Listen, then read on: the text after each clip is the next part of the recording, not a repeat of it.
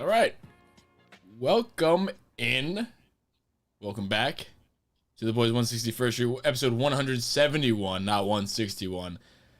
We got a lot to talk about here. Last episode, we did the end of season, poem and just send off the obituary to the season. Now we're officially in off-season talk.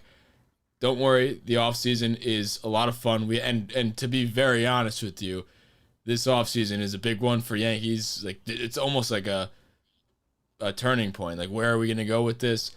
There's a lot of decisions to be made, more so than any other year.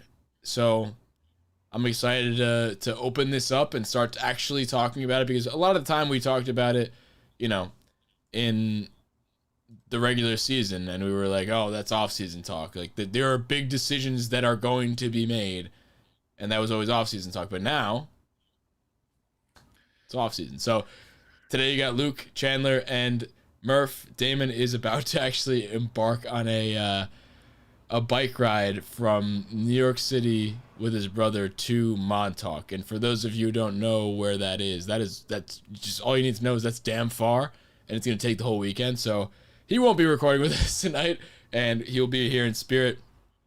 On today's episode, we have a lot to talk about. It is off-season, but we have a lot to talk about. This is the first time we're doing the episodes once a week from here on out, so there are going to be a lot more topics to talk about because we're doing once a week versus twice a week. But today on the show, we got, obviously the Boone conversations about Hal wanting to keep him. We're going to talk about that. Phil Nevin and Marcus Thames, they were canned, let go, whatever you want to call it. We're going to talk about that. The Correa rumors are going to be a big part of this show. We're obviously going to talk about that. We have varying opinions on that, and as you guys have seen already on the social medias and everything, we posted the quotes beforehand because I wanted to get them out there. But you know how I feel about the Correa thing. I know how you guys feel because I've just talked to you guys. But we'll talk about that, and then at the end of this show, we're gonna start off the first annual. We talked about this last year to do this, but we're actually gonna do it this time. Because we didn't want to do it half-assed last time. It's the 161 awards, so end of season awards. And last year we were kind of gonna half-ass it. So this year we have 161 awards that are going to happen. So the way that will work is we're each gonna nominate one person. We already have nominated them. We have them all written out, so it's gonna be nice and efficient tonight. But we've all nominated one person. Damon's not here, so he gave us his picks. We're all gonna nominate one person. We auto-drafted him. We get the consensus pick for him. So Real we have quick, we have a bunch of funny awards and serious awards, and we each nominated one person. And then what we're gonna do with that is, instead of picking the winner of the award, we're gonna have polls go up on Instagram and Twitter throughout this week. We're gonna have you guys, the listeners, decide who wins that award, and then it'll be a fun reveal next week's episode on next Friday. And we're gonna be like, I'll play some sound effects and yada yada yada. We'll have the award ceremony go down. We'll all wear the tuxedos potentially. Chandler make a trip to Men's Warehouse, and we'll get that going. It's gonna be a lot of fun, and it's gonna be a little bit of a reminisce thing. It's gonna be a little bit of an elongated version of that little obituary that I had of the highlights on the last episode. Why did you assume Chandler was the one that didn't have? I actually just got a tux I 2 don't months have ago. a tux. I just got a custom fit tux for my friend's wedding, so fuck off. And You then bought it? part 2, yeah. And then I have part to 2 rent one I have a Halloween wedding. Mm. By the way, who are they? I hope they're not listening right now. Is it a costume theme? No. But it's the day Yeah. before Halloween. yeah, It's the day they're before all Halloween, dressing and up as they're bride and having- I think that would be amazing. That would be kind of cool, but they're having a wedding the day before Halloween, and my girlfriend is pissed because we can't have full-blown weekend Halloween plans. But I Dude, feel I like don't you're have a really Halloween big for Halloween Halloween. guy, Luke. I feel like you're over the top. Halloween haven't been, but want to be. I could see that. Like going Also- forward, I want to John be. Cena I wanted every to year. dress like Captain America this time Yeah, around, but use nobody your wanted. I wanted authentic to shield. do a big picture with everybody, and everybody was like, Captain America. I'm a big Marvel guy. For those listening, Captain America, Loki, Thor, all that. because I have a Captain America shield on my wall, and I was going to use that as part of the prop. Fucking knew it. Of course. Yeah. I mean, I got it. That was part of the reason why I got it. But Like a Thor's hammer, or am I making that's that Damon's toolbox. Yeah, he has a toolbox he got on Amazon, and it's probably the best purchase of his life. So he'd be probably Thor. He honestly looks a little bit like Thor too. Not the muscles part. I think you could pull David off looks mean, absolutely nothing like I Thor. really think you could pull off a mean John Cena costume, Rella. I think you look a little bit like him. I could. And I'm not. I know I'm not the first person to say that. You're not the first. You won't be the last. I've been told that by the Chipotle guy. I heard that in Matt Damon. But let's move on. Can I say one thing about Damon real quick? What Sure. a mistake! Why do you want to bike that? That sounds No, I don't literally. know. That sounds like my worst fucking nightmare ever. So shame on you, Damon, for being healthy and biking. That just sounds miserable. So That would have been a great fantasy baseball punishment. Agreed. Got a bike from New York City to Montauk with Damon's brother. That punishment is so severe. I've never met Damon's brother. I'm sure he's a great guy. I like Damon, but biking for that far, I don't think I would play in the league if that was the punishment. Our At the punishment risk for of- our fantasy league is Chandler's in it now. And speaking of which, this is a year anniversary of knowing Chandler. Some listening now may not know this, but we didn't know Chandler for our entire lives. It may seem it because the chemistry is just there, but we met Chandler through DMs a year ago, like next week. So, and he's about to move to the city and be real friends. So, claps to him. Big electric time. So I can tell you, even if I move to the city, I will not be biking with Damon to fucking I don't even know where Montauk is. Neither too far. So let's move on to the Yankees stuff. We have a lot to talk about. I don't know what you guys want to talk about first. I guess I'll leave this to you guys. Do you want to talk about the Correa stuff? Because that's a big hot button issue. I think we should just hit that first. Because the Boone stuff, we've beat a dead horse. We will still talk about that. I was going to say Coaches Correa Awards. That's my pick, but do what I'll say Correa Coaches Awards. Murph, you're the deciding vote. Yeah, let's get Correa out of the way. Let's get Correa out of the way. I'm glad. That's why I have you here. And for those of you watching on the YouTube, I am wearing a Giants shirt.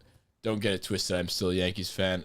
It's shocking, I know, after this season. Everybody can jump ship now. But they are my team for the NL. I've chosen them. And honestly, before we get going, what are you guys doing for this postseason? Because it is still going on.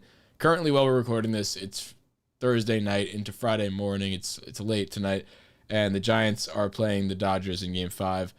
Tie game. Interesting game. Definitely got it on. I'm going for the Giants just because they're fun. And it's just like they weren't supposed to be here. Everyone's counting them out. I went to Giants Stadium today this year for the first time. Awesome stadium. They've been fucking awesome. So I'm going with them. I will say two-sided here. The Braves would be my first one. Just, apologize. It's okay. Close to my hometown. I think it was one of the first Major League games I went to was at Old Turner Field. I almost caught a Barry Bonds home run before some very sweaty, obese man almost knocked me over the wall and killed me at 10 years old. So if he's listening, I'd go fuck yourself still to this day. And I just like Acuna. I like Albies. I like Freddie Freeman as much as that pains me to say. I like their pitching staff. I do like the Braves. And for the American League, I think this is actually an important distinction. And one of the very few things that I've listened to from the short porch and be like, you know what? This is spot on. I really, really like this. I think you have to cheer for the Astros here. Yes, they cheated, and they probably cheated us out of at least one World Series appearance. But you just can't cheer for the fucking Red Sox. It's nauseating to cheer for the Red Sox. Yes, the Astros cheated, but they still built a core of Correa, Altuve, and Bregman, and all these guys. They've done something right as much as I fucking hate them. So, and I did like the Astros before the Astros-Yankees rivalry began. When the Astros were an NL team, and even into their beginning of AL, I rooted for them. And then now, obviously, I despise them. But, I mean, you got to pick your battle here. Well, here's what's my the take on worst? that. I of two can't evils? disagree with you more. I can't. Really? I am obviously rooting for the NL in general. I hope Oh, that is so an am I. NL sweep no matter whatever. Obviously, Absolutely, that goes yes. without saying. To say I'm rooting for the Red Sox is a very, very strong like assumption. what I'm I'm saying. not rooting for the Red Sox, but I'll be damned if I'm gonna have any sympathy towards Jose Altuve, Carlos Correa, I don't have anybody any that was sympathy. on that other team. I don't have a smidgen of hope for them. I would rather see the Red Sox in the World Series than the Disagree. Astros. You're I going would to like tell to me see- watching the Red Sox win a 4th World Series to our 1, or honestly, it might be 0. I don't know. But seeing the Red Sox win again with another new core is better to you than the Astros. It is. I agree. I Because just it's because the Astros has the same core. If the Astros had a different core, then I'd probably root for the Astros. Yeah, if it was But just like Jordan except for and like some Springer, other new it's guys. the same core. Except for Springer and Cole, it's the same core. And they didn't even have Cole at the time. So except for Springer, it's the same core. This kind of spills into the rest of our conversations with Correa because I don't want to spend too much time on this. I agree with Murph. We have a lot of friends who are Red Sox fans. I hate the Red Sox, but honestly, the pros and cons when you think about it, we're obviously between a rock and a hard place. Like this is obviously not we want to root for the NL, which is why I'm a Giants fan right now. Yeah, and I'm the biggest Braves fan in the fucking. Yeah, I'm with Damon I'm a is Braves too. fan. So we got right our now. teams on the side. We're not intently watching, but we're watching. Like it's not as exciting as it obviously. Scherzer's in the fucking bullpen right now, by the way. That So is I am cool. intently Ooh, watching. that's spicy. No, I meant in like the whole playoffs as a whole. But No, I know what you mean. let's move into the Correa conversation because we're about 10 minutes in and haven't Actually, even touched on Yeah, it. Can I let's knock- do that. Fuck Can I that say guy. one Let thing me real start it quick? off. Yeah. Let me say one thing real quick before we move on, and I think this is the perfect way to sum up our entire last conversation in one sentence. If the Astros win, and this is again, I took this from the Shore Porch clip, so this is not my original thought, but I do agree with it. If the Astros win, everybody loses. If the Red Sox win, Yankees fans we lose. lose. Yeah. So, misery loves company, right? Oh, so you're saying you want to be everybody losing?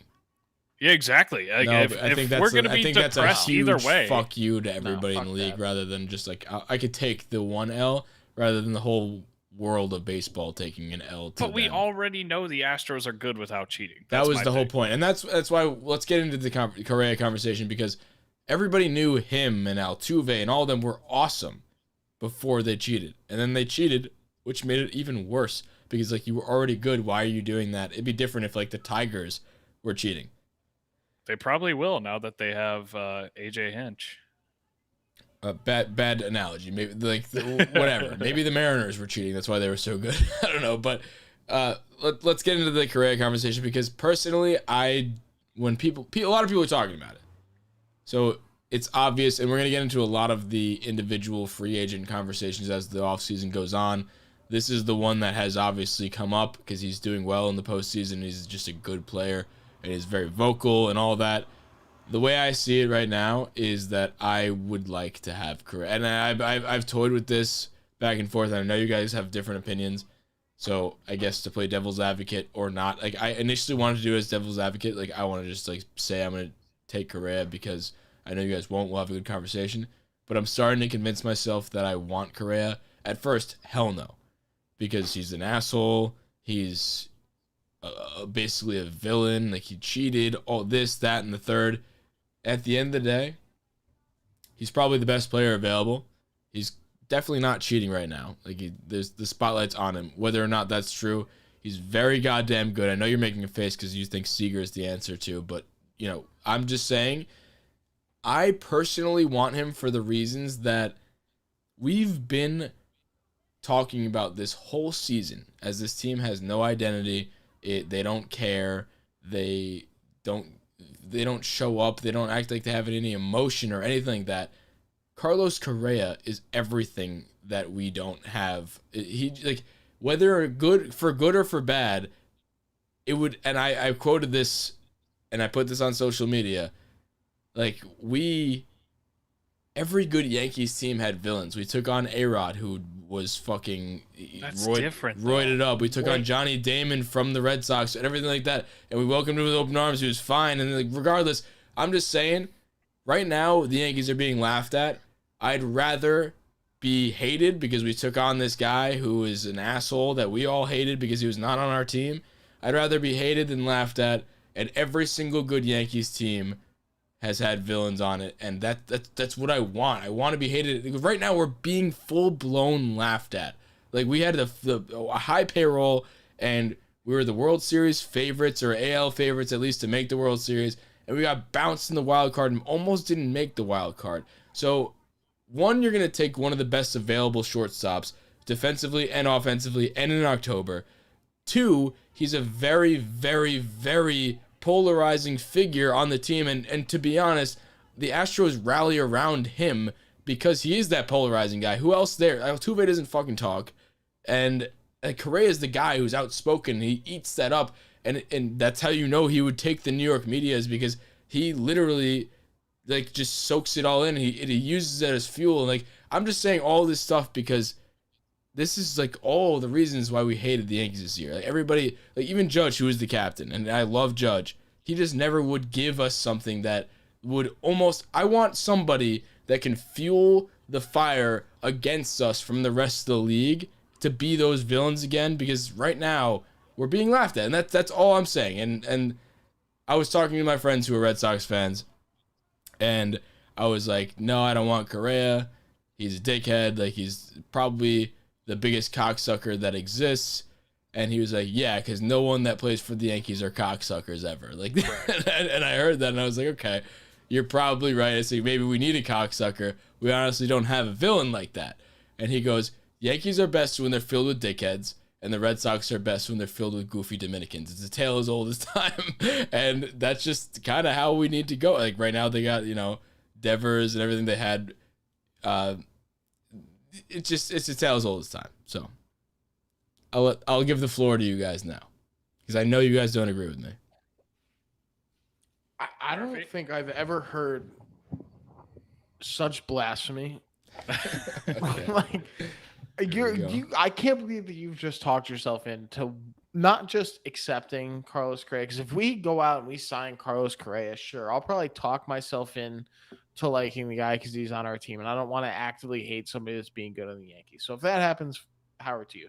But you're talking yourself into actively wanting Carlos Correa when there are 5 other decent shortstop second base options out there. Like, out of those, you want Correa, the guy that cheated in 2017, the guy that had that had no remorse about it afterwards, and you're turning that into he'll handle the New York media because he laughed in the media's face when they tried to call him out for cheating in that World Series run. And he is a huge piece of shit for that. And I don't mind having a dickhead. I will take all the dickheads. I line them up. Like 1 through 9, dickhead, fine. I don't want Correa because he's a piece of shit. I really don't want him. And like, he can hit 400. He could break Ted Williams' record for batting average in a single season. I don't care. I'm not gonna like the guy.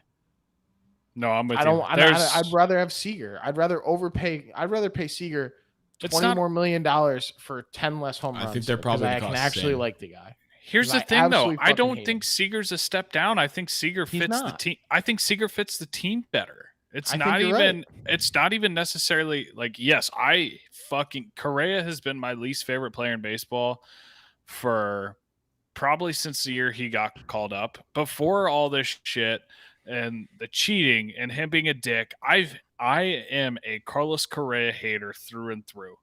I hated him when he got pulled up. Well, do you think he's worse than Altuve? Yeah. So I hate Correa. I've hated Correa since day one because he was hyped up as like fucking Ty Cobb when he came. I mean, he's good, but when he came up, he was not great. He came up, he was injured. He was playing decent baseball, and they just kept the media just kept sucking him off. Like, this is the next MVP, the next great player in the league. So that pissed me off. And then the cheating shit, and then his smug fucking comments after it. I don't want him, and I'm in the same boat. If the Yankees were to sign him, I would talk myself into him because he is a damn good player. That is one thing I'll say. I hate him. He is my least favorite player in the league. He has been for years now, but he is very, very fucking good. I don't think he's as good as he was hyped up to be, but he's finally coming into. He wasn't, and now he's starting to develop into that, which is scary. But dude, I mean, I agree with everything you said. One thing I wanted to note too is he's, everybody's gonna ask the question, and when you look at the class of free agents, And by the way, I agree with everything you guys said. I'm saying this as one, I would prefer Seager. I think Seager is a better fit. But I'm saying this as an argument because everybody's talking about number one, and number two, I didn't think I was immediately hell no, I don't want Correa, and now I've at least talked myself into the idea of him becoming a Yankee and going after him potentially, because the rumors are there. You're hearing what he's saying about New York. Did you guys hear what he said? Where he said, I didn't see New York, but I saw his comments about his contract. Oh, his comments about his contract. What did he say about his contract for the listeners who didn't hear it?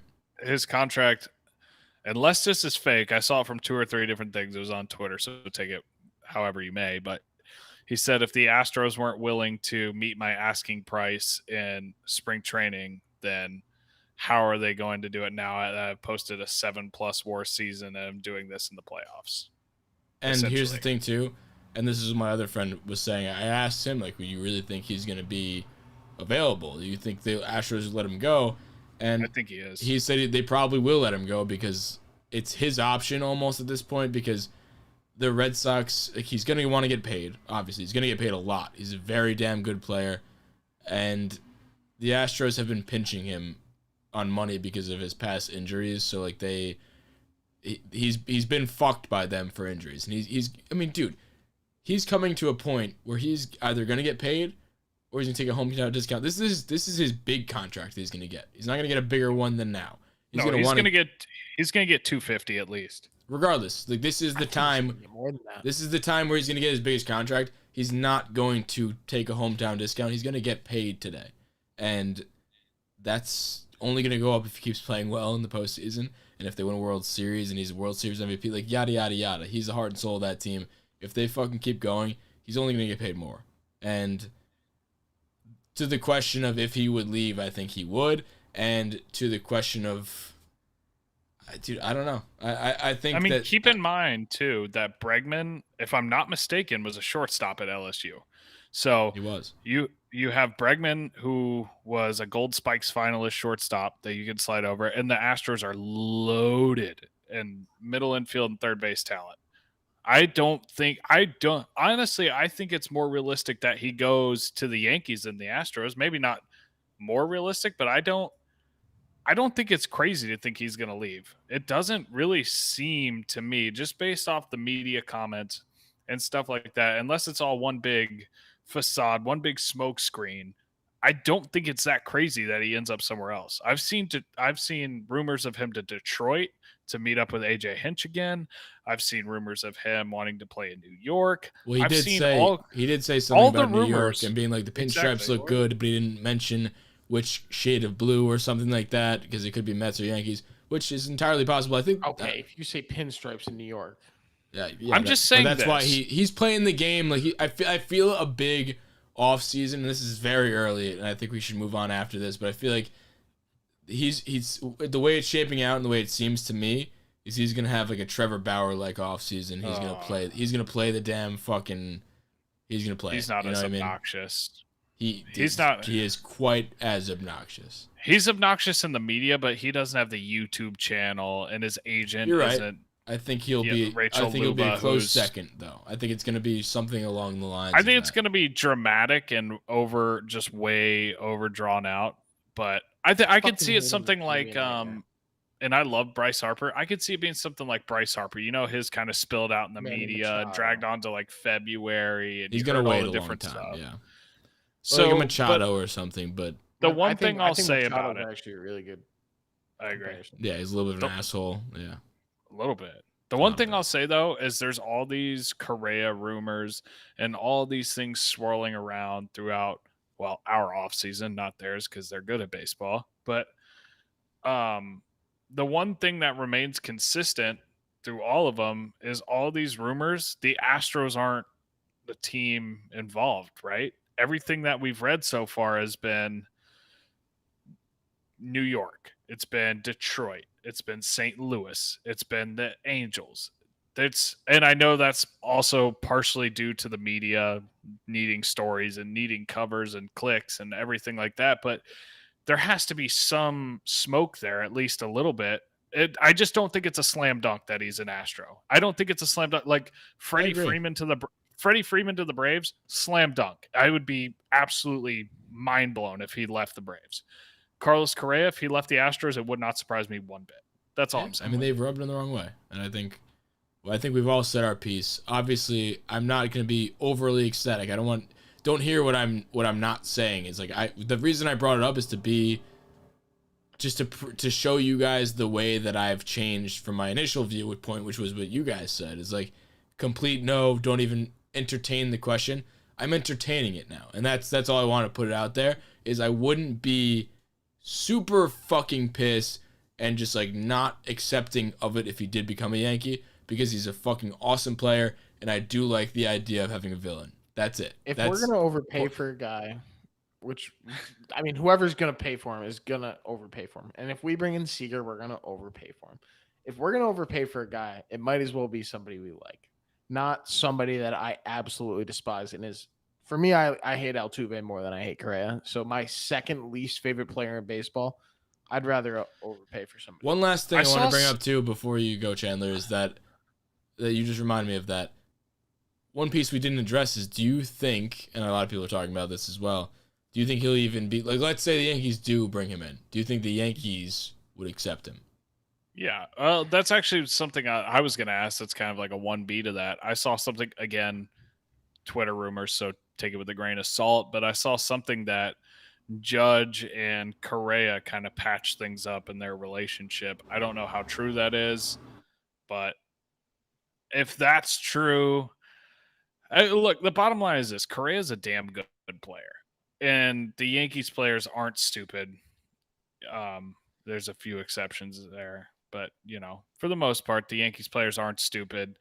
They know that he's a damn good player. They know he can benefit the team. I think if he came in and kind of just shut the fuck up and played baseball and, let bygones be bygones. They did it with Garrett Cole. Say what you want. I know Garrett Cole's not a hitter, but he came from the cheating Astros.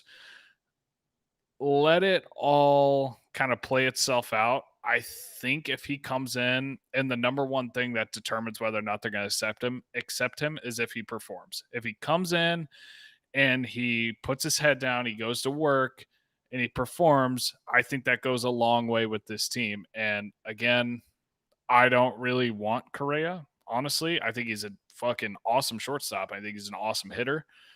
I think, and not only because I hate him, but I think Seager's just a better fit. But if you miss out on the Seager sweepstakes and you end up going that route, I'd be pissed because I hate him.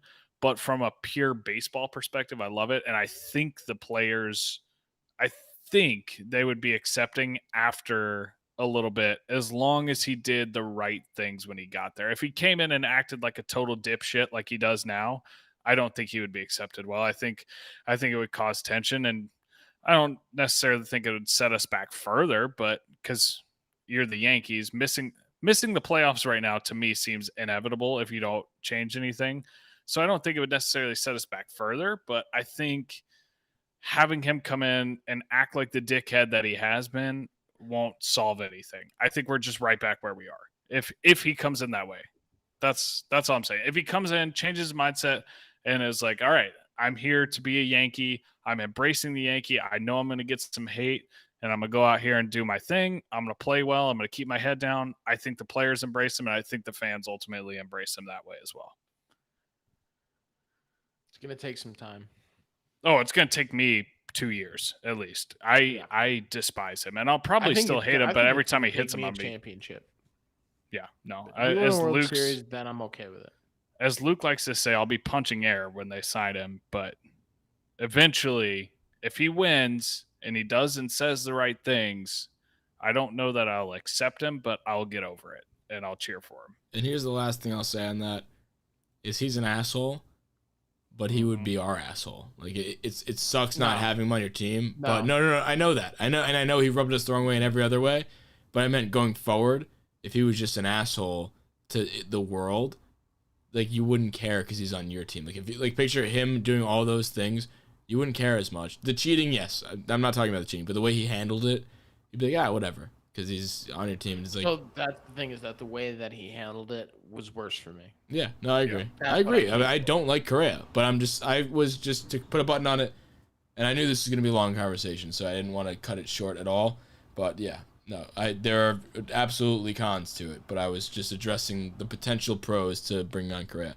Another thing that we wanted to talk about was obviously that Boone is looking like he's going to be back on the Yankees. They have just cleared house a little bit, at least. They They didn't pick up the option on 3 people for next year's Phil Nevin, Marcus Thames, and who was the last one? PJ something.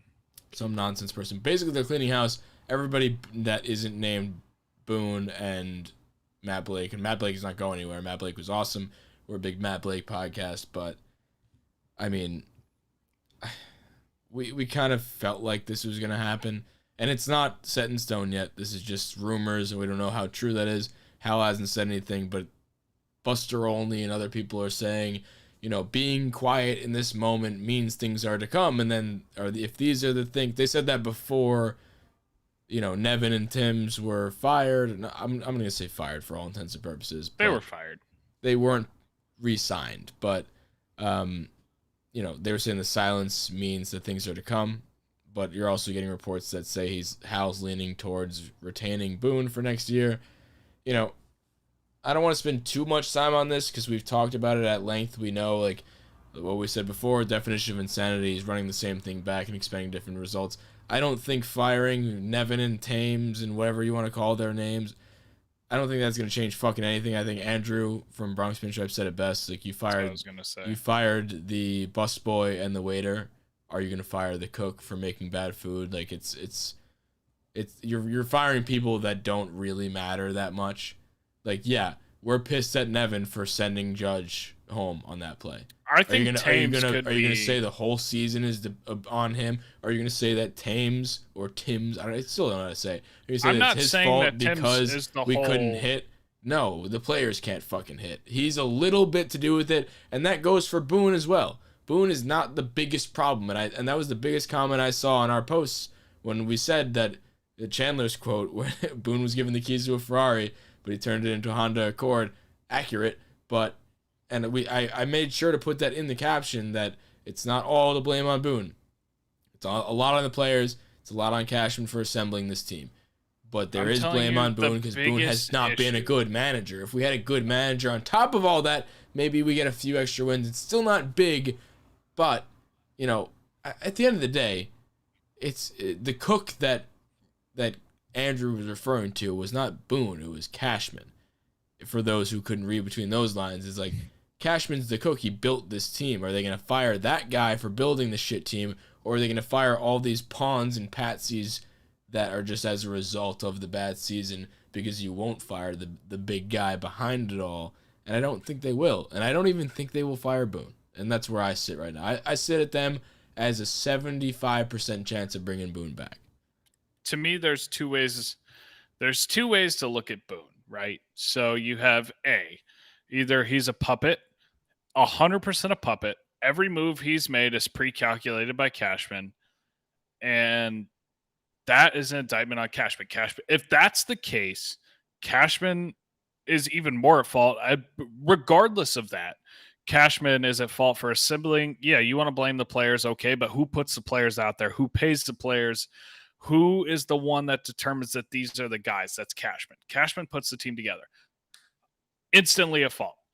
But if you want to take it a step further, if Boone really is a puppet and nothing he says matters and it's just, I'll be the fall guy, that's even more of a reason to fire Cashman. On the flip side of that, if Boone does have the ability to use his own brain and, act like a baseball coach from time to time, then he has to fucking go.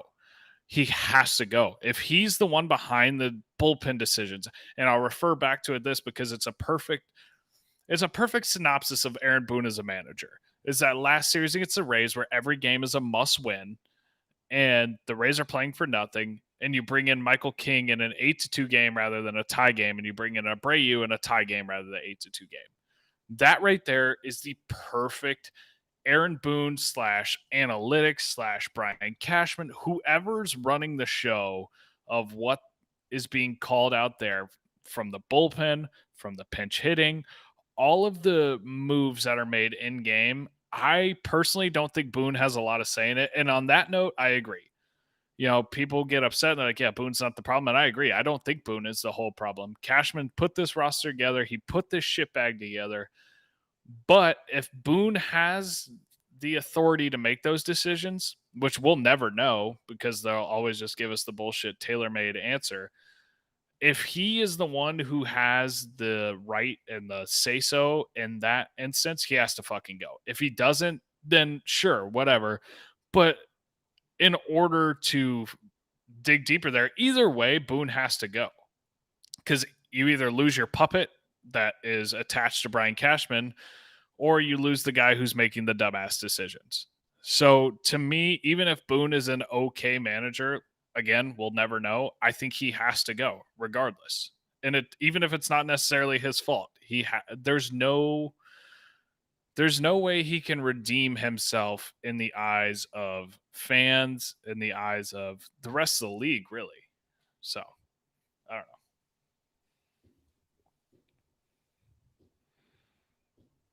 Murphy? Dodgers win 2-1. Moving on. Sorry, I was a little bit intensified on that. But anyway, fuck the Giants, man. Now I have a second heartbreak this season. Now I need another team. You're going to be a Braves fan now. You got to be a Braves fan. We can be a Braves podcast. I don't really like the Braves, to be honest. How? I don't know. Just don't like them. I think Acuna is my favorite player in the game. I think that's probably it. He's not there, so I'm not really as excited by it. So we, as a big Braves podcast, are cheering for them because it would mean a lot to Acuna since he's hurt. I agree. I'm on the Braves train now. Okay. We're winning for Acuna. Team of destiny. All together. Yep. Team of destiny. All right, moving on. I think we all feel the same way about this whole situation. We don't want Boone coming back, but I really don't think he's not going to come back because we will get in the conversation. The longer it goes, the less confident I am that he's coming back. That's fair. And we're not going to talk about the alternatives right now because that's a whole another conversation for a whole nother day. That's too much to get into right now. But how many other yes men managers are on the market right now? And here's one more thing I do want to mention. I'm not going to get into the conversation about other managers because to go on the other side of that comment I just made, people always say, like, who is available right now that it's going to take over that's better than Boone. And to play devil's advocate here too, who the hell are you and me and anybody here to guess who a good manager will be? Like, I don't know who the hell a good manager will be. Alex Correa, you had no idea who he was before he took over. He ended up being a good manager. Fucking Kevin Cash, good manager. Who did you know his name when he was hired? No, like that's not a good argument. You don't know. There's a way to judge players. Like, oh yeah, we know he's gonna be good. There's a good prospect coming up in the system. He's gonna be good. He's got film, whatever. How the hell do you judge a good manager, especially ones that are first-year managers? So, like, I don't agree with the fact that there's nothing available on the market. There totally can be people on the market that you just don't know. You don't know how they'll be managers. And I don't necessarily think it has to be... A lot of the names we're mentioning are first-year managers. Like, maybe we go with the guy... Like everybody's talking about Buck Showalter. Wouldn't be upset about it because he's a guy that's done it before. I would honestly, if I were to pick a new manager... And this is, again, like I said, a conversation for another day... I don't want to do the first-year manager thing again, but I'm just saying to those who think that they know that there's no one available, there's no way of knowing with managers. Like, I guess it's just trial and error to me. What? I'd be pretty happy with Showalter, and I was trying desperately not to interrupt you there. Appreciate it. As you were talking about all the first-year managers, and I was going to say we don't have to go that route. I know. Exactly. I think the most telling thing was what JJ said. And he said, so basically the two things flying around right now are Boone getting fired, or the flip side. The argument isn't for how good Boone is. The argument is, well, who's better? If you have to question that, then you don't have your manager. If your two arguments are who's better and no, then you don't have your guy, especially when you're the New York fucking Yankees. And with that too, there's two things that are on the table right now, and like you just said, if your question is, who's better than Boone on the market right now, there is definitely unknowns out there if we go with a new manager, but there's one known, and it's that Boone isn't a good manager. So like, why not cut ties with that?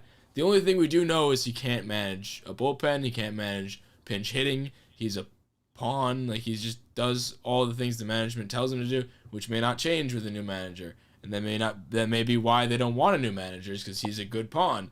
But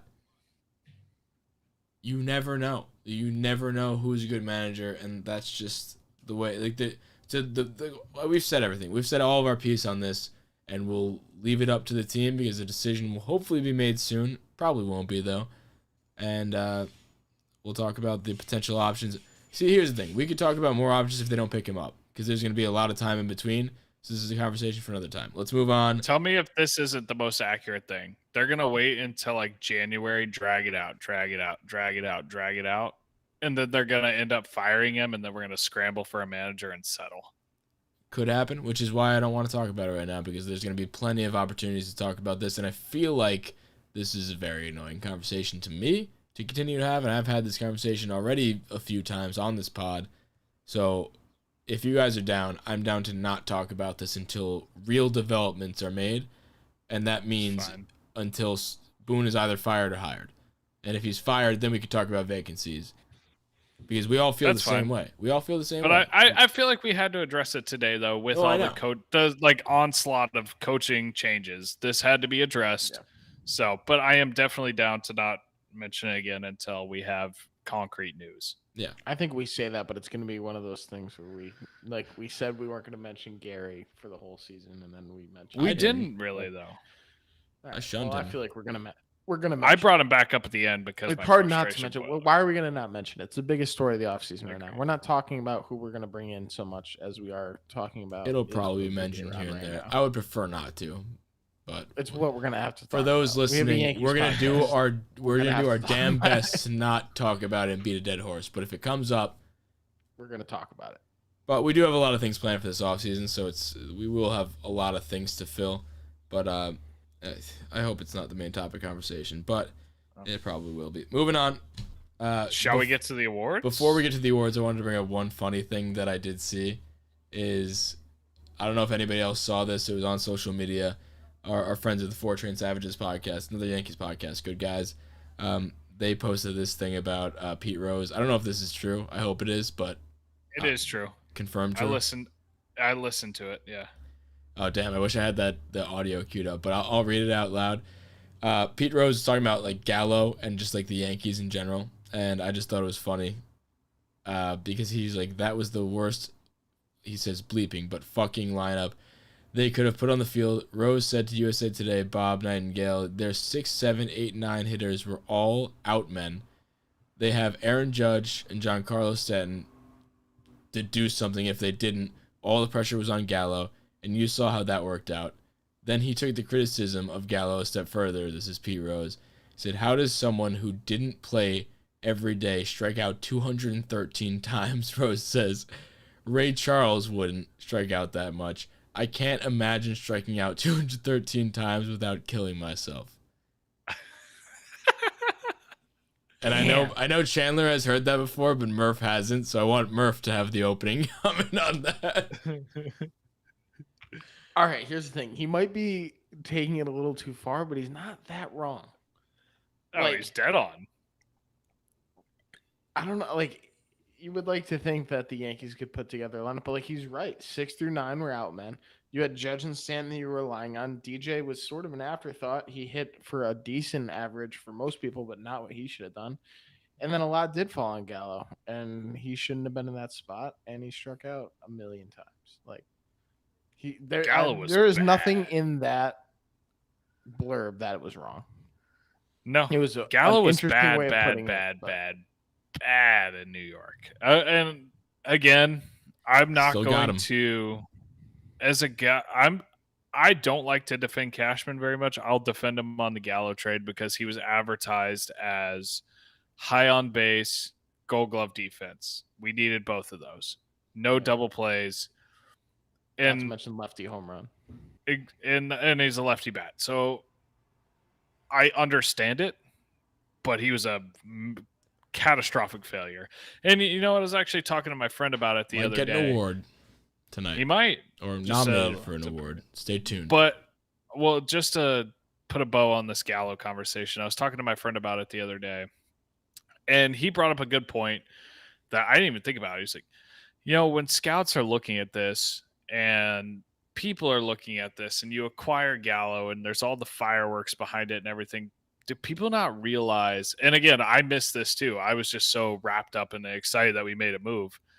You can pitch around Gallo when he's in Texas. That's probably why he walks so much, because who the fuck else in that lineup is scary? And I didn't even consider it. I didn't either. So you can walk Gallo on 4 pitches, and then the next guy's going to get ground to a double play because the rest of the team is AA players.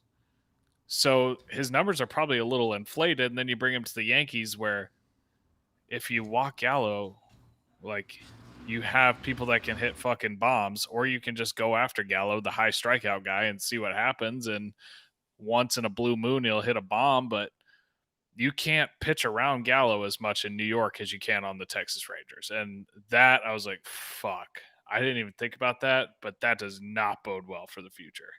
And maybe he never grounded into double plays because nobody was on. Yeah, exactly. And now he's grounded it. I think he grounded 4 in New York, and he grounded to 3 or 4 in his entire career before that. So if one thing doesn't stick around next year, I hope the double plays just fucking never come back. But that was a nightmare. Moving on. Let's get into the awards. So this is the first annual. Some music for this. I know I don't have any music. I will have music for next time. I promise that, because I need to have some build up, some drum rolls, the whole 9 yards for the reveal next year of who wins the awards. And who decides this is you guys, the listeners, the followers of the podcast. And on Twitter and Instagram, we're going to put polls out on the stories, and we're going to put the polls out on the Twitter. I'm going to count up the results for everything. I'm excited that it's out of our hands for who decides these. We just nominated them, but you guys decide.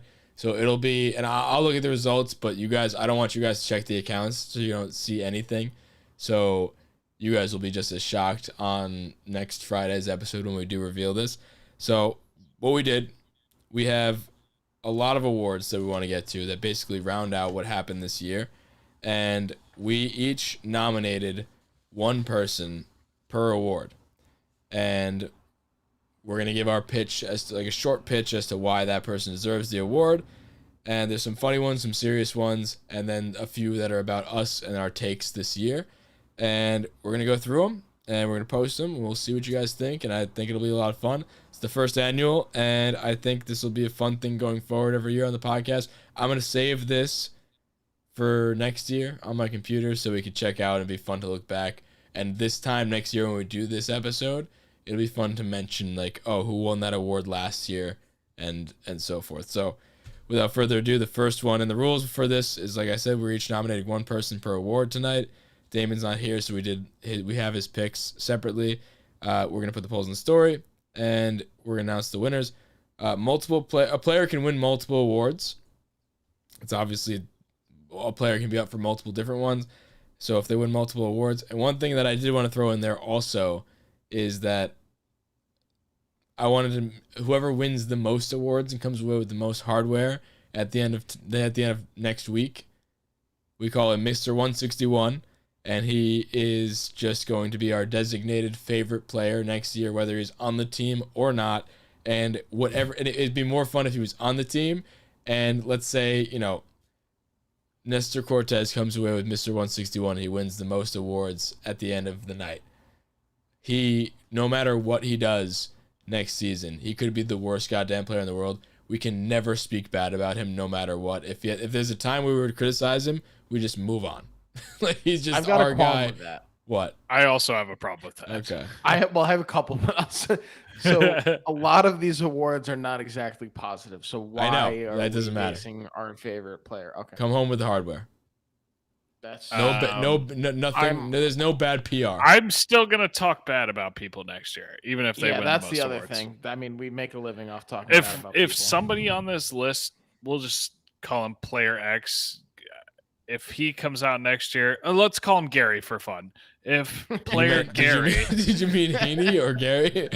Yeah, if player Gary, I'm again just Sanchez. Making up a random name. If he I'm were to just come out with spitballing the here. most Gary. awards, I'm still going to talk bad about him if he were to be here next year. Again, whatever that player may be, Gary, I would still talk bad about him if it was deserving. All right, moving on. So the first award, I agree with you. So that part is I'm lenient with, but the rest of it is set in stone from here till the end of time, to the end of this podcast, which hopefully never happens. I hope we make it to our 80s, and we're talking about this. I hope Chandler's here in the city with me, and Murph is in the Great North still. So first award is Team MVP. I figured we'd start with the real and the serious ones at first. We'll mix in a few funny ones here and there and end with the ones about us. Team MVP, my vote, got to be Aaron Judge. I think Judge has done everything for this team. He has just hit, he's fielded, he even fucking runs. He finally played a fully healthy season, and I mean, it speaks for himself. The clutch numbers he's had, he's second to Stanton in all of the go-aheads on the team, in the MLB, not only just on the team. Just a damn good baseball player who deserves to be the MVP of this team. I thought Judge was mine. Did you read that right? Could be yours, could be mine. You can give a case for the next guy, or I can give a case for the next guy. No, I mean, go ahead. I don't think the individual person who picks each matters. I think the point is that we have that he's on the list. We each have a representative on the list. Yeah, fair. So give your case for the next guy. Who was our next guy? Cole, Stanton, Loizaga? Stanton. No, is the next we had guy. 4, so you just told everybody the other 3 with no suspense. All the suspense out the window. Those were actually the 4. Sorry. Judge, Stanton, Loizaga, and Cole are the 4 for this. Give your case for Stanton real quick. I feel like we were going along earlier, thinking about a lot of the moments that we liked, a lot of the clutch moments. Stanton's name came up a lot. He had a mostly healthy season, and he exceeded our expectations, both health-wise and production-wise. Yeah, very similar. I feel like it's hard not to throw him in there. So I'll go with Loizaga. Kind of an under the radar coming in, and this might be a little hometown bias because I've always been high on lasagna, but this year it's actually warranted. Coming into probably July, even maybe even June, who's the one guy that you are confident in coming out of the bullpen in any situation, to the point where he was almost talked about replacing Chapman in a hypothetical playoff series, which obviously we never made. But the fact that he worked his way into that discussion, I think, is telling enough. He was locked down. He struck out everybody on the fucking face of the planet. He got us hyped. For the first time in his career, he located his pitches, and it was something of beauty, which hats off to Mr. Matt Blake, the only coach that I don't want to spend the rest of his life in Siberia. Yeah, I think Loizaga has a sneaky MVP case just for that. Without Loizaga, God fucking knows where this bullpen would have led us. If you have some of those assholes, Nick Nelson, Brooks Kriske, coming in to bridge the gap rather than Loizaga, especially when you have Britton go down and all this other stuff, we missed the playoffs. I think Loizaga is just so important. So, and then the 4th one obviously was Cole, and that's for obvious reasons. He has a borderline Cy Young case. September kind of fucked him, but before that, he was the front runner in my opinion. So agreed. I don't think he's gonna win this because of his recent bias, or everyone's gonna have the recent bias towards it. And I think that Judge and Stanton are more deserving of it. I'm curious who's gonna win out of those two, considering the black eye that has been on Stanton as a player. And I'm curious to see if the postseasons, plural, are enough to, because basically the team MVP right now is basically who is the golden child of the Yankees going right now. Like who is the Yankees' favorite player essentially, and before the season I would say Judge, no doubt. think a case is to be made for Stanton. My vote would be I think Stanton. Judge runs away with it. I mean, I what a disagree. I rags think to it's way riches close. story for Stan, because I listened to a little bit of his roll call episode earlier today, looking for a cold take of mine, and just so I get the words right, and we were talking about Stan just saying if he's healthy, we're fine with that. Yet alone, like, does he play well? And lo and behold, here we are at the end of the season talking about him making a legitimate case for being the MVP of the team. So snaps around for Stan because he exceeded a lot of people's expectations. No, he did. And Andrew from Bronx Mid Trips was on his roll call before, and he said what were the exact terms? If he played over 130 games and 130 OPS plus? Yeah, it was somewhere around, like, if he played 75% of the games at 130 plus OPS clip. And I don't have the quick math for what 75% of 162 is, but he played 139 games and he had 136 OPS plus. So there you go. Good job, Mike. Snaps. Good job. All right, moving on. Next one, the other big main one, Cy Young. The nominees are. Does anybody want to start? I'll lead off with Garrett Cole, the obvious one for obvious reasons. Same reason he was in the MVP category. No need to get crazy on that one. Murph?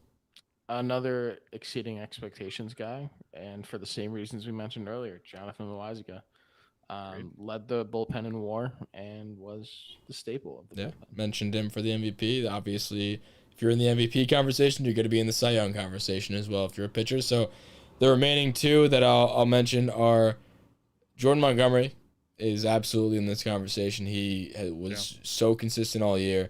Arguably one of the bigger surprises. That might be another award later. But Montgomery, what did he have? What was it, like 13 straight starts of 3 runs or less coming down? There was a point where Montgomery in the second half was pitching better than Garrett Cole. So I mean, he was damn good this year. He just didn't get run support, which sucks. The other one on this list of the 4, Nestor Cortez obviously has to be on this list. He is just coming from somebody who didn't do anything in his entire career, and then he comes out and he's a saving grace, who borderline a jackknife. If Murphy was here, not in the bathroom, he would appreciate that part. But like, he borderline made his way onto that MVP list. He was probably the last guy off the list or close to it. I mean, unbelievable year. I'm curious how much Garrett Cole's recent outings are going to take away from this, but I think the obvious answer is Garrett Cole, but I do think there is room for a Nestor or a Loáisiga to win it if the audience feels so inclined to take these last few months into consideration, or month and playoffs into consideration. And I think if they do, fine, because we did pay him a ton of money to be that guy in the wild card that we can call on, and he does it, and he didn't. So I think if they don't vote him as the Cy Young, I don't think it's correct. I would vote him to be the Cy Young because you look at the whole year of dominance, but I wouldn't have a problem with it if Nestor Cortez won it because of how useful much of he a was. jackknife he is. Yeah, exactly. You were gone while we were talking about jackknife. No, I heard it. I have Okay. an AirPod in, and my bathroom is on the other side of that wall, so I heard it. Good. So next award I want to move to was Best Surprise this year. And this one and the next one, biggest disappointment, to peel back the curtain there. Two of the ones that are very controversial. There's some heat in this one. Those are the two, like, cookie cutter awards we're going to give away. Now we're going to get into some fun ones. Best Surprise. Murph, who's your first nomination for Best Surprise? All right, I know we narrowed it down a little bit. Yeah, Luke, you're probably gonna have to read them. Yeah, you once we get down to these, because you have the list of the. Yeah, you have the list of. I have my list of the potential ones. Okay, so I'll read it out. So Best Surprise, the 4 nominees are Nestor Cortez. I went with Loáisiga again. Nestor Cortez, Jonathan Loáisiga, Clay Holmes, and Jordan Montgomery. Okay. So Murph, if you want to give your case for your nominee. Yeah, I remember now that I nominated Loáisiga. We'll do that going forward then. This would be the easiest way to do it. Okay. Yeah, I think so. I think they're all decent candidates. Funny that they're all pitchers, but yeah, kind of for the same reasons as it's always been. He was a borderline starter that we weren't that confident starting at the beginning of the year, and Chandler called it at the beginning of the year, said he's going to be a bullpen guy and he's going to be a relied upon bullpen guy, and he was, which was a surprise to all of us. Let's put it this way: we lumped him in at the beginning of the year in a roll call episode with Luis Sessa. Okay, but Luis Sessa, if we kept him, might also be up for Cy Young. So maybe it was just the magic of the episode. Disagree. But either way, Luke, you're up next. Yeah, I mean, I think we'd be remiss if we didn't mention Clay Holmes on this, because Clay Holmes is somebody who I think I made a joke about it on the last, like, the season obituary, and we welcomed him with open arms. We did not. I don't think anybody in this entire world welcomed him with open arms. He was like a nobody, and he ended up being one of our most nasty, dominant relievers down the stretch, and a guy that we relied upon in the playoffs to really, like, if we talked about it before the wild card, like, who do we want to see? Clay Holmes was near the top of that list of people we want to see out of the pen if Cole shit the bed, and I mean, for good reason. He's nasty. His sinker was fucking good, and, like, there's nothing more that needs to be said.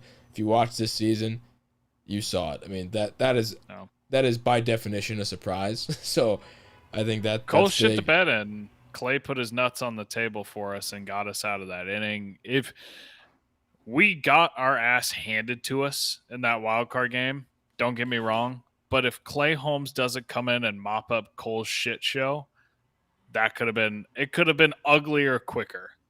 Yeah. And one thing I do want to note for the best surprise and biggest disappointment is a lot of it has to do with where your expectations were before the season. So if your for Nestor, who's going out for this role, I mean, what were your expectations for him? Nothing. And then what did he end up doing? A lot. Jackknife, everything. So that is a big determinant of what you think he deserves here. Same goes for Loizaga. Like you said, he shared a roll call episode with Sessa. Didn't get his own one. He will for sure. And now he's the borderline closer this year and will be for the future. And I think he's solidified that. He's our top reliever. And that's a crazy change in expectation level. But if you just look at it from this before this season, his roll call, to this next season in the roll call, what he's going to get, that's the change we're looking at, and that's the change we'll look at on the reverse end for the other way. So when you guys are voting, keep that in mind. The Clay Holmes thing the is final wild, one, and Montgomery was the last Montgomery. one. And Montgomery is just coming into the year, especially he'd been hurt, everything like that. You get Kluber, you get Tyone, you expect Montgomery to be a 5 starter who gives you decent innings and just keep you in the game, hopefully. And he turned out to be, at one point down the stretch, the conversation really and truly became who would start a hypothetical game 2 behind Garrett Cole, and Montgomery was probably that guy. He, like I said earlier, he had that stretch from June or so until obviously his last start where he blew up against the Rays, but from June until mid-September, late September, where he went 13 or 14 straight starts of 3 earned runs or less. He was beating Garrett Cole and a lot of the major stats during that. Biggest surprise, I mean, that was my initial nominee, was Montgomery, if I remember correctly. And I, again, no, he's not the best pitcher on the planet. If you look at his face value stats, they're meh. But I think without Montgomery this year, again, he's another guy where if he doesn't show up and he doesn't surprise, we miss the playoffs. So, agreed. And I think by definition, that's definitely a surprise, but I don't think he has a chance to win it over some of the other guys that are just straight up like surprises out of the dark. And other honorable mentions I wanted to list out for this that didn't get the nomination by us are Odor was a pretty big one. I mean, pretty good surprise. Like, he was bad, but overall he was bad, but he had moments where he flared for the dramatic. Luis Heel, rookie, a lot of hype going into his name, just everything like that, but he showed out. That was awesome. Wandy, no expectations for him, and he ended up being good, so that was really fucking cool. Litke, we called him J-Ab Jr., and he ended up being one of the more reliable relievers we have on the team. Tyler Wade and Greg Allen, those guys, no expectations at all, and they ended up being good. So, like, obviously not one of the top 4 in that list, but worth noting those guys. Okay. Agreed. Biggest disappointment. Moving on. Biggest disappointment. The 4 nominees are Gleyber Torres, DJ LeMahieu, Joey Gallo, and Zach Britton. Who wants to take it away first? I'll take Gleyber because he was the first one you listed, and that was mine. Because I remember vividly sitting in our Tampa Airbnb when we went down to our spring training trip this year. And, I might have spent a little too long in the airport lounge, but I made a very, very good case in my eyes that Gleyber Torres, and I think you agreed with me, Rella, that he would have the most MVP votes on the Yankees, that he was going to be the bounce back candidate, the guy on the Yankees that we build around. Not that Judge was, and I'm pretty sure we talked about this, not that Judge is necessarily expandable, but he was kind of taking a backseat to Torres as far as the cornerstone piece. And my God, were we wrong on that? I mean, that is just, we are fucking stupid. I don't know how else to put it. Gleyber Torres shit the bed this year. There's no other way to put it. He's not the shortstop of the future. Obviously, we just had the Correa and the Seager talk earlier. He shit the bed in his opportunity. I think they've abandoned that altogether. All in all, just terrible fucking year. He kind of shaped up offensively when he moved to second, but this is a guy that you expect to be your franchise cornerstone, one of your building blocks, and he ended up hitting 250 and making errors every other play, enough to where he lost his job as shortstop. So, big disappointment in my eyes. I'm with you. I think I'd actually nominated DJ for this, but I'm gonna talk about Britton. Sorry, one quick sec. I gotta open my door. I have an echo.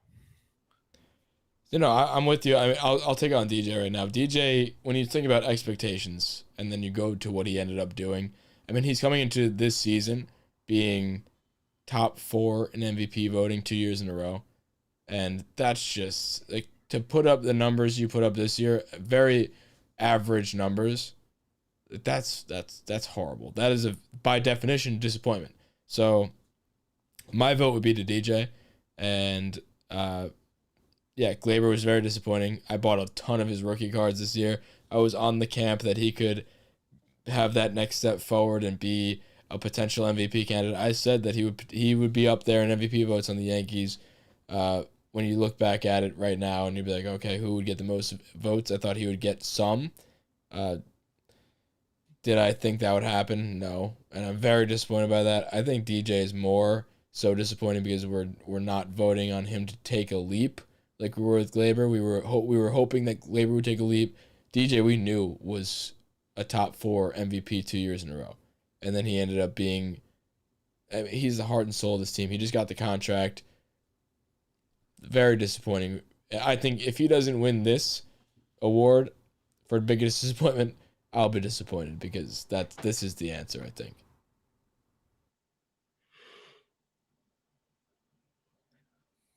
You're muted, Murph. You're absolutely right, and I think DJ might be the obvious choice. Sorry, I didn't want the rolling to shut the door to be a thing.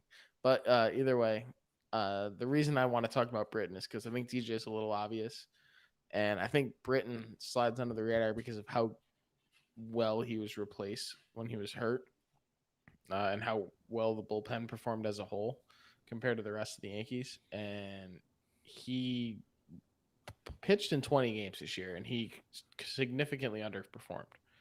I mean, you're talking like a 5 ERA as opposed to a sub-2 ERA for most of his time with the Yankees. He was basically Loaiza turned into Britton, which was great for both of them. But Britton, I think, significantly disappointed and underperformed. And now you're going from a guy who's a bottom back 3 inning guy to all of a sudden, do you even want him in the bullpen next year?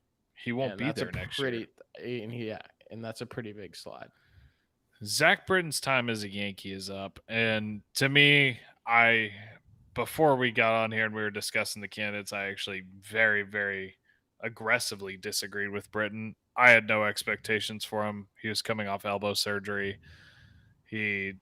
I think Britton has been a disappointment for more than just this year now. So him performing bad didn't surprise me at all, but I'm okay with him on the list just because coming to the Yankees with the pedigree he had, he was expected to be amazing. And like I said, and it's a story that I've told multiple times on here and probably 200 times in life in general, is I vividly remember sitting in the stands watching Britton walk the bases loaded, and I talked to a guy and his son and just about how fucking terrible it was. And me and like a 48-year-old guy just sat there and dog cussed Zach Britton in front of his like 8-year-old son for 45 straight minutes. And this is when he was still in his quote unquote prime. So yes, he's been a disappointment this year, but to me, I think the main vote has to go to either DJ or Glaber.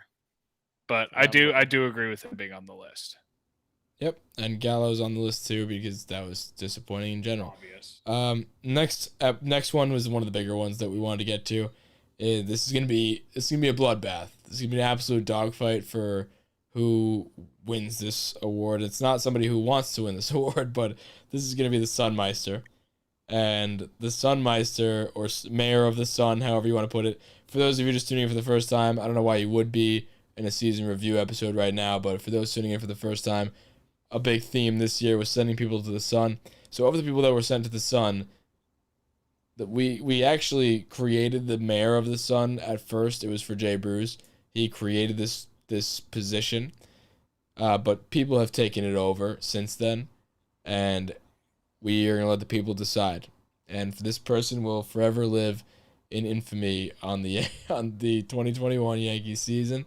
And the nominees for the Mayor of the Sun, or the Sunmeister, is Andrew Heaney, Jay Bruce, Brooks Kriske, and Nick Nelson. So I think this is a two-man race for the Mayor of the Sun, but I think this is, and I'll start. I think Andrew Heaney, like I was saying before, who created this position was Jay Bruce. He was so bad. We were talking about him being the worst Yankee to ever be on the Yankees. He was the inspiration for the Sun to begin. Yes, he created the Sun, and we forced him into retirement. We retirement. bullied a grown man into retirement. Yes, and I think with all that being said, Andrew Heaney was so goddamn bad that he made all of New York and then some, and every Yankee fan in the world genuinely hate somebody and wish bad upon them. Like, he was so bad in every spot imaginable. He was being used for better or worse. I don't know why Boone was asking to use him, and he wanted to use him, punting games away. He was the designated punter. He was Pat McAfee, and he just like kept using him, and in every imaginable spot, he was used and he fucked up. Every spot where he could fuck up, he did fuck up. And that is why I think he is taking over the position that was created by Jay Bruce. I mean, that is disrespectful to Pat. He also started the Field of Dreams game, which I will never understand why that was one of the bigger, and it ended up being a great game and great spectacle that they put on for pregame and all that. Why? Like, why, if there was ever a reason to go back to the whole Boone being fired thing, if that was his decision, whoever decision it was, that person needs to be fired. Because, like, the MLB is putting on something great, and you put the MLB's worst out there. You literally have this whole thing, and everybody's walking out of the corn. It gives you chills as a baseball fan. And then Eliminated. I have good chills. And I'm watching all this, and I was like, it'll probably be cheesy. And I saw everything happen. I was like, this is fucking sweet. And then Andrew Heaney takes him. I was like, oh, there we are. Back to reality. It's just another Friday night in the Bronx. And I guess we'll see you tomorrow because this one's over early. And I think Heaney gave up 8. So, like, Andrew Heaney's the worst fucking pitcher I've ever seen, and I agree that he's probably going to run away with this award. But I want to shine some light on my man Brooks Kriske for 4 wild pitches in 1 inning to blow the Red Sox game. Mr. Kriske, what the fuck, man? What a just awful display of baseball. I grow at least a half a testicle if you're gonna fucking go out there and try and again shit on Boone for putting him out there, but what the fuck, man?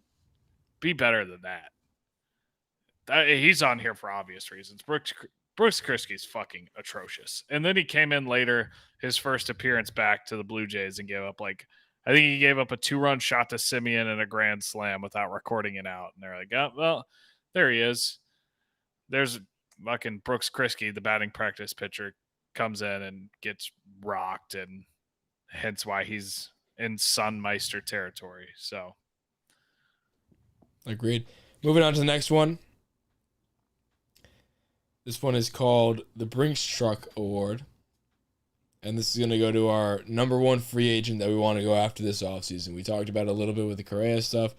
The nominees are Correa, because that's just a big controversial one, so he has to be on this list. This was the consensus one, just the extra one. We all voted on somebody else, all 3 of us in the podcast today. We all picked somebody else. I picked Starlin Marte as my number 1 move to make this offseason. Corey Seager and Carlos Rodon are the other ones. So I think this is a fun one in particular that you guys are voting on, because we all put our individual votes in for who is nominated for this position.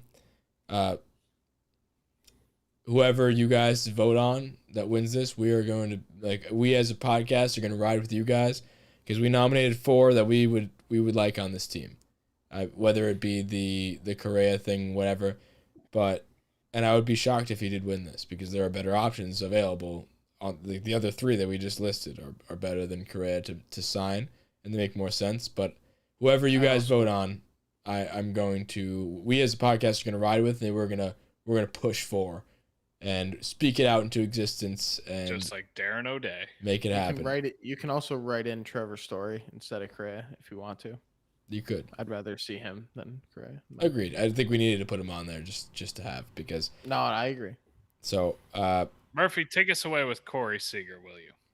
Because I think he's the biggest domino. Yeah, in the whole I'll keep that one short and sweet. I mean, it's not. I don't have to convince any Yankee fan out there that Corey Seager would be a great fit. It's been something that we've been eyeing for a couple of years. It feels like all right, well, if Gleyber doesn't work out, or if Gio doesn't work out, then we have Seager coming down the pipeline. He's a young guy. He's a lefty. He's a good fielder.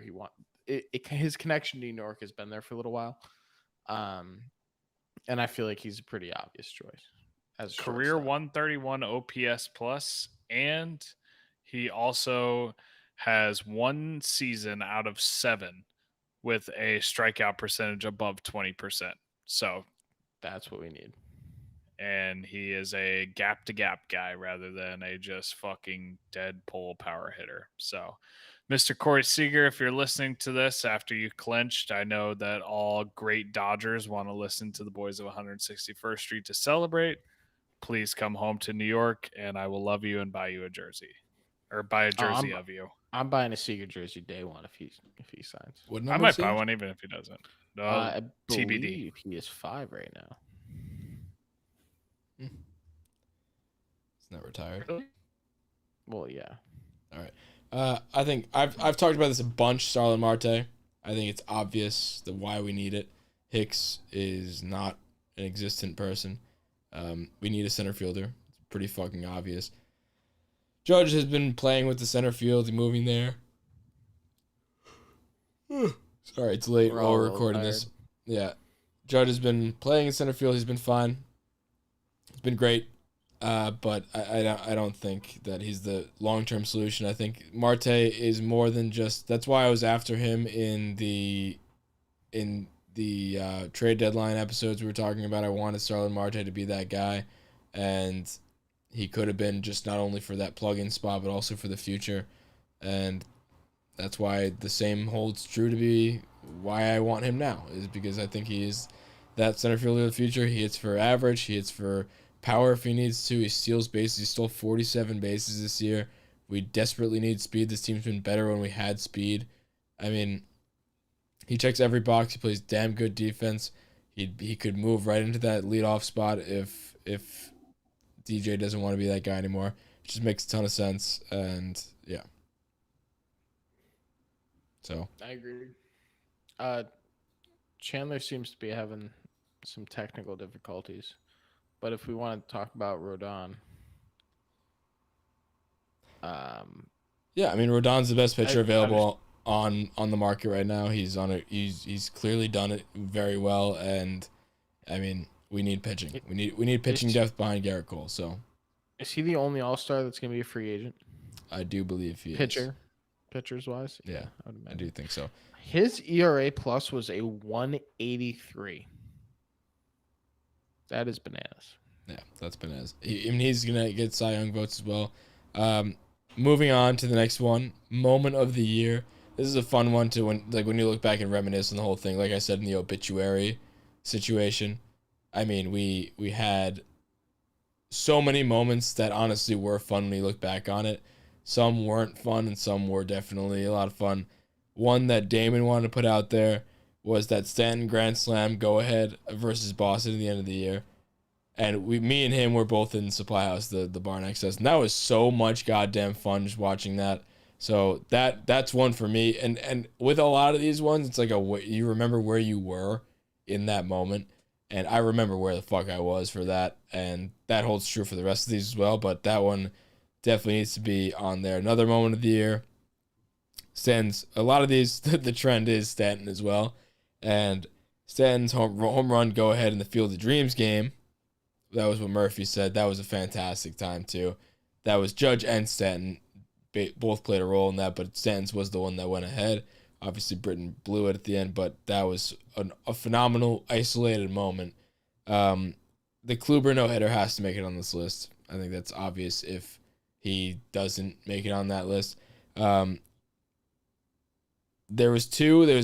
I think Cole versus the Astros has to be on there because just the buildup of that and him coming to see the Astros again for the first time in a while, for the first time ever since being a Yankee, I mean. And then him going out and shoving 9-game shutout, just fucking fantastic. So when you look at all that, that made the list over a few of the other ones. A few of the other ones were, game-ending triple play against the White Sox. I see Slide in the chat also said that was fantastic. That was an honorable mention. That and Loaiziga, the bases loaded jam that he got out of against the Red Sox was also fucking awesome. So, I mean, when you look at that, Murph, what do you think? I'm not gonna lie, I zoned out. Late night. Sorry, I was kind of reading our DMs here. Of all those, give you a reason why you think that the Field of Dreams one is the best. Yeah. So I think, like you said earlier, I was kind of paying attention, not at the same time, but obviously it was spoiled. It kind of gave me a little bit of the whole DJ LeMahieu versus the Astros sort of vibe, where that, like, as a solo moment 2 years ago, was probably the best moment. I know we were in the same place when we were watching that together, and that, even what came later, didn't really spoil what happened when we were actually watching that, and that as a solidified moment was great. So I know that it was spoiled later by the Tim Anderson home run, but I turned that game on. I just remember right before the Stanton home run, and I was working, so I missed like the whole beginning half of the game.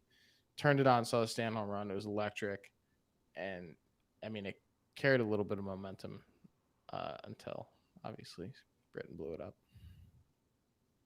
Do we have you, Chandler? Yeah, no, I'm here. Sorry about that. Fucking disaster here. Yeah, sorry.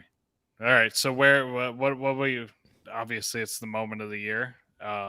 Field of Dreams, he blew it. What are the nominees here? We got the. Moving on to the next award. You talked about it already. Okay, I was gonna say you asked me if I was here. I was trying to find a good, nice transition in. Your favorite award, Cuck of the Year. Oh, So yeah. Cuck of the Year, the nominees for Cuck of the Year. And could you please define Cuck for us, for the people listening at home? I'm not going to give you the dictionary definition. I'm just going to say what we base the award off of. There's a look about him, right? You look at a guy, spoiler, here's one of the nominees. You look at Andrew Heaney. He just looks like a cuck. He looks like a sad sack of shit that he provides nothing to the game. He knows he sucks, and it's just a sad person is what we're going to go with. He sucks and he's sad, and they fit the bill. You hear the word cuck, you think of a certain few people. So I think punchable face is like the 2-word definition. Punchable face plays into it, but there's just so much more than that. Like there's so much more. Like Andrew Heaney sits on the bench after giving up 14 in an inning, and you're like, that guy's a fucking cuck. He's got his hair like sitting over his face, and it's just like, man, he is an embarrassment to the game. The nominees are Aaron Boone, Nick Nelson, Andrew Heaney, and Chad Green. I'll go with Chad Green. Bunch of sacks I've ever heard of. Exactly. I'll do the Chad Green for this one, just because why not? That little gif of him, I guess you can call it a gif, whatever it is, of him just sitting there pouting after fucking everything up and blowing a game. And it was a multiple time. I think it's just perfect. Like his little frowny face. I think it was in 4th of July after run. Like cuck. God. Yeah, no, absolute cuck. I think he and I think that embodied this though. I think he could too, but I just wanted to use that moment as something that could embody the award. If you could put a face with Cuck of the Year, it's Chad Green's frown on that game. Absolutely 100% agreed. Next one that I wanted to go to was Iron Balls Award. This could go to a bunch of people. The nominees for this one are Jonathan Loaizaga has he invented the iron balls, so I want to make sure he got his due. Some of the times it was self-inflicted, him getting into situations, but he got out of it all the time, and he had the stuff, and he would have this. The celebration is important for the iron balls situation as well, and I think he nails that. Stanton, Judge, Odor, all of them are big moment guys when they're hitting. I mean, Odor. The argument can be made for Odor because he was so bad everywhere else, but if he pinch hit in bottom of the 9th, down 1, 2 outs, and you only have Odor left, I'm not gonna say I'm not confident because he had a flair for the dramatic there. I think the people that I would give my vote to is obviously Stanton and Judge because how can you not? I give Loaizaga my vote, or maybe not my only vote, but I think he's going to get some votes. Like that Red Sox game, drops the 101 sinker to close us out, bases loaded to give us the lead over the Red Sox in the wild card after being down, I don't know how many, 4 or 5 games. People had written the Yankees off for the season, and then Loaizaga comes in. Obviously, it's self-inflicted, but he comes in and strikes out the side, drops the 101, gets fucking juiced. And he did that all year. So I don't know.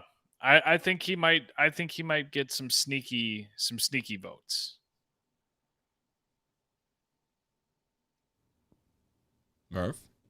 Yeah, sorry, I wasn't sure if we were heading to me or not. No, I agree. He's gonna get some sneaky votes, but I think that's just based off one performance. One performance by aching ass. Like that's like year. The performance. I agree, he was awesome all year, but that's like the performance that he's in the clutch thing for. So I mean, he's not even the closer necessarily, but he's the most clutch. It's a little tricky. I think that Judge has been clutch for his entire Yankees career, and he proved it again this year. And then I think Stanton kind of, upped it with him too. I think between Stanton and Judge is going to be close too. I think it's going to be Stanton 1, Judge 2, just by a little bit, and then Loaizaga in 3rd, personally. Also, if Cole maybe clutched up a little more in the wild card, he might have been in the conversation. But clearly that didn't happen. All right, next one we're moving to is the What Were You Thinking Award. And the What Were You Thinking Award goes, this is from us. because we've had plenty of takes this season, and some of them have been great. Some of them have been, what the fuck were we thinking when we said that? And I'll start us off with my what was I thinking take. And in the moment, and I think most people agree with me when I posted this. We did a change my mind graphic when we posted this. I don't think most people don't shake your head, because everybody else acted the same way. They didn't call me absolutely fucking nuts for saying this. I don't think most people agreed. No, but there was a agree with consensus hot take. that, yes, it's a hot take. It was supposed to be a hot take, but there was a consensus that people were high on Clint Frazier coming into this year. So my take was, in his roll call episode before the season, I said that he was going to be a top 3 left fielder in all of baseball by the end of the year. He currently is not playing baseball. So I'm willing to even just like straight up say I'm going to win this, because that's such a bad fucking take. But we've also had some awesomely bad takes as well. Mine is laughably bad, because I don't think it could be worse. I don't think there's an outcome that could have been worse than that, because he literally does not play baseball anymore. So your take is the Andrew Heaney Cuck Award of this. We didn't do the but awards do you remember last when year, we but were? you also would have won bad take last year. Yeah, no, I had a few bad ones. I said that with Ford Mike over Voit. Ford. I said Ford would take over for Voit. And then Voit almost won an MVP. I said Miggy would start in a playoff game over Gio. Bad takes all around, but there's just as many good ones. Well, hey, that leads into my bad take. I believe in like May or June, I said that Miguel Andujar is the Dogecoin, which both bad takes of the MLB, and I'm just buying as much Miggy as I can. So, yeah, that's self-explanatory. I think like 2 days after I said that, he missed the rest of the year. So, yeah, it's Sandy Molinara's in the chat just said he's starting a clothing line, I think. That's Clint, so. I could see that. I bet he's really successful with it, too. Snaps to Clint. So, yeah, Damon's was trading Stanton, and he's not the only one. A lot of people in Yankee universe did not want Stanton, and they wanted to fucking offload him. You could check the tape.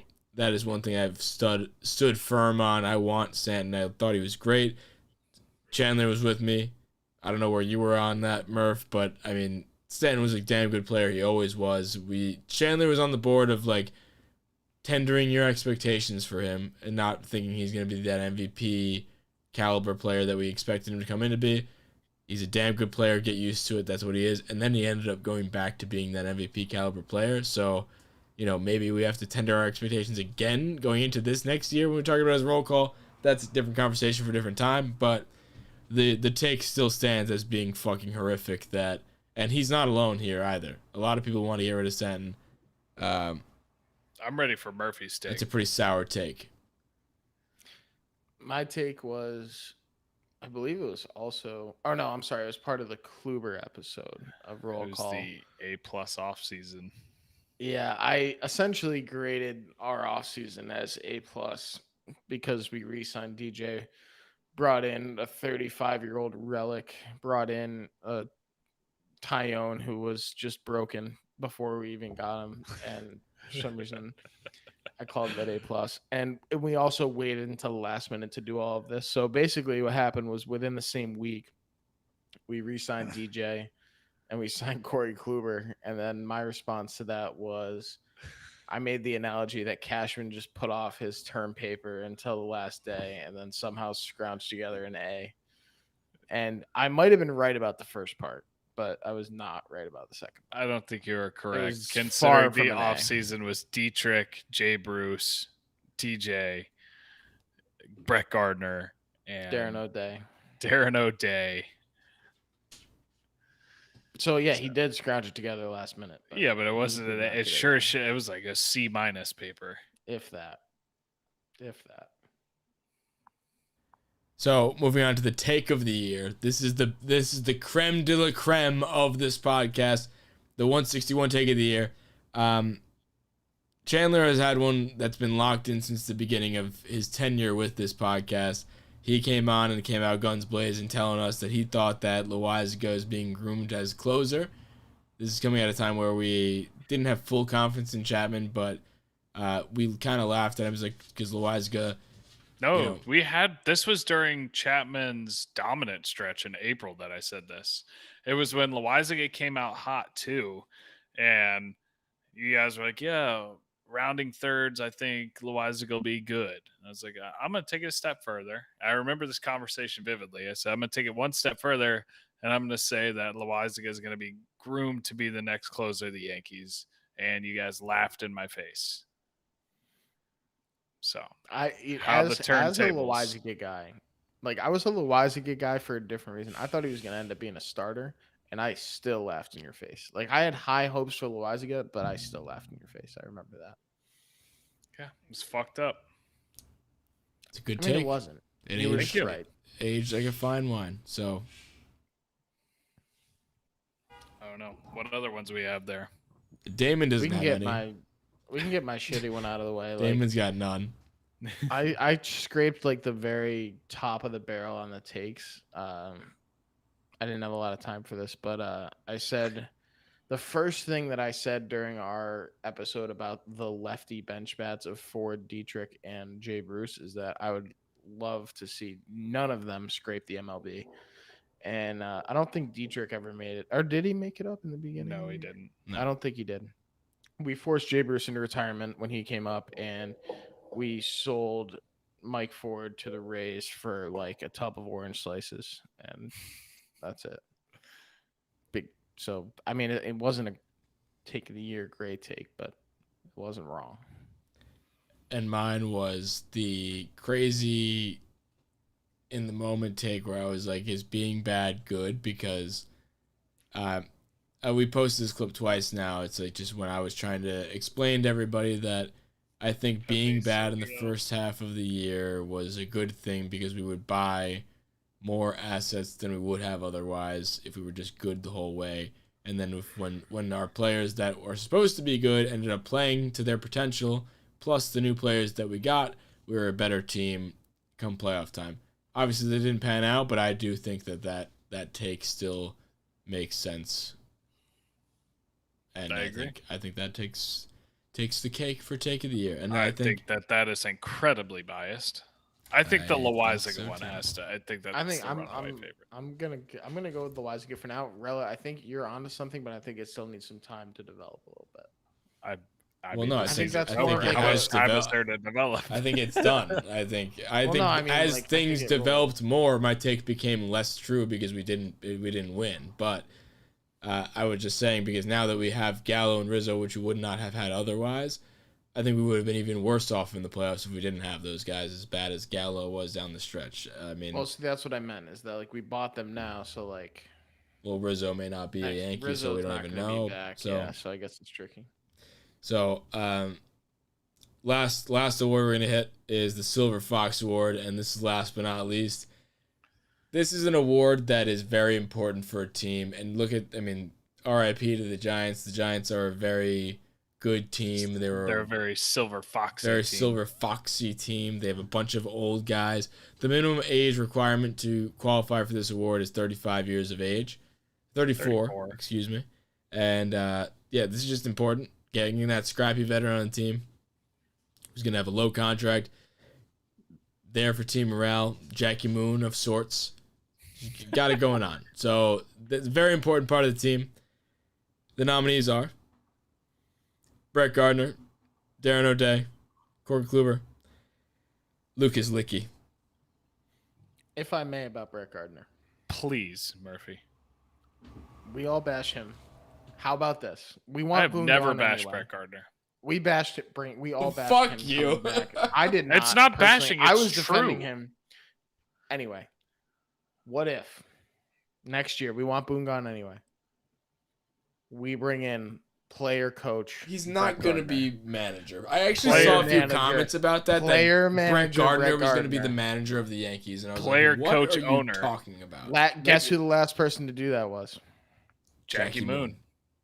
No, your boy who just shit on Joey Gallo, Pete Rose. 1986. I believe that's the last time there was a player manager. I think we did bring he that play back. While he did that? I believe. I I don't He know that did that's both in true. 86. I don't believe that at all. I looked it up, and it was a bunch. I looked it up, either. and maybe I looked it up wrong, but I looked it up. I Not think you just looked now. it I up looked it wrong. up the other day. I don't know. I think the fact that me and Rella both answered Jackie Moon. No, I'm telling you, That's the last person 1986 to do it. player manager. And that was actually more Pete recently Rose. than 1996. That was Yeah, like, that was the 80s. 1986. no, I the said. movie came out in like Well, 2011. the movie, 2008, but yeah. Well, no, I meant in baseball. Either way, the fact that No, it used to be really common, like early 1900s. It was a very Did it. common thing. Either way, Brett Gardner's not going to coach this team ever. So All right. Well, I was obviously not being that serious, but I don't know. Oh, You wait. seem pretty defensive about it. Ultimately, the wouldn't people be will that mad. decide. I think. also I Right. did not look it up wrong. Pete Rose was player manager. Just saying. That's cool. So was Honus Wagner. Fun fact. That is a fun fact. What a fun fact, Murphy. I think. I mean, 1984. I would have 86. liked O'Day to win this award. I don't think he will. he's going to. I think it's I think it's clear cut between Gardy. Brett Gardner and I think Corey Kluber might steal some votes because of the no hitter. It's a little But- ironic that Gardy doesn't have hair. Because Silver Fox. wins like yeah, this I mean, one. you don't know what's going on. Well, neither downstairs, does but- Licky. So Yeah. out of our silver foxes, only half of them are actually silver. Just another fun I fact don't know for what's you. going on below the belt, but Oh, I wish you didn't say Oh, that. come on, man. but I think Gardy is going to take this one away. But I mean, ultimately, you guys will decide who wins this. I'm excited. I'm very excited to make these graphics and put them up on our Instagram and Twitter to see you guys vote this week. I'm gonna put them up probably like this weekend, Sunday or something, and I'm excited. We'll announce the winners on the next episode on Friday. From here on out, we're doing once a week episodes as always. Appreciate you guys for listening. This is a long one because we wanted to do obviously the topics that we wanted to hit, but also do the nominations. And we kind of got carried away a little bit. It's almost 2 hours, and it is now almost 2 a.m. So there is, if you felt like we were falling asleep, it's because we were. I mean, Yeah. it's just a little late, and yeah. So as always, if you could give us a 5-star rating, we'd greatly appreciate it. It's been a fun season. We're gonna have a fantastic off season. We have a lot planned for you guys this whole off season, and yeah, appreciate you guys. If you want to subscribe to the YouTube to get the live version / video version, that is the Bronx Pinstripes YouTube. Go check that out and hit the subscribe button. We really appreciate that. And yeah, peace. Have a great night or morning, whatever you're gonna do. Happy Friday. Peace.